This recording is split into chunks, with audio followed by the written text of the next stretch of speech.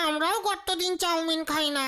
2 বছর আগে আমাদের বাড়িতে ছোট কাকিমা এসেছিল, তখন মা একবার করেছিল। আর আমাদের বাড়িতে তো এসব ঢোকেই না। দুঃখ পাস না, লিডার হয়ে তোদের মুখে আমি 4-5 পিস চাউমিন তুলে দিতে পারবো না? কভি নেহি। চলিয়ে আয়, কামান কামান। ও গুলটে বাবা, কোথায় যাচ্ছ, কোথায়?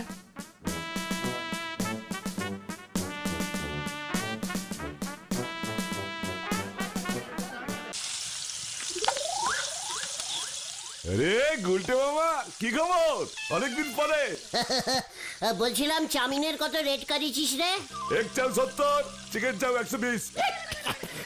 এক প্লেটে কটা থাকে রে?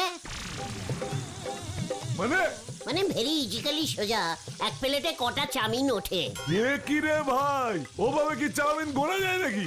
আসলে ডাক্তার আমাকে 4 পিসের বেশি খেতে না করেছে তো কি আর করবো বল, বেশি চাউমিন খেলেই পেটে অ্যান্টিপেস্টিকের ব্যথা ওঠে রে। এই নিন খোকনদা। বাবা, এক প্লেটে এত নিস? এতগুলি চাউমিন মিলিয়ে জুড়ে 70 টাকা নিস? চিকেন খেলে 120।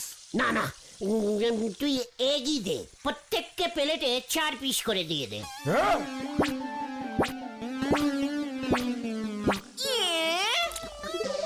পার পিস কত পড়বে রে? 25 পয়সা করে ধর, 4 25 50 পয়সা। হে মামা, তুমি যাবে নাকি আমি গরম হাতা নিয়ে বেরোবো? গুলটে বাবা, চলো চলো বলছি, চলো। হ্যাঁ হ্যাঁ, আসি গো অসীমদা। মানে আমি তো প্রথমে টেস্টিং করব ভেবেছিলাম। এ ভাগো ভাগো বলছি এখান থেকে, ব্যবসার সময় এসে যত ঝামেলা। চল রে কালুদার দোকানে যাই, ওদের গুড় চাউমিনটা শুনেছি খুব ভালো খেতে। চালিয়ে আয় চালিয়ে আয়।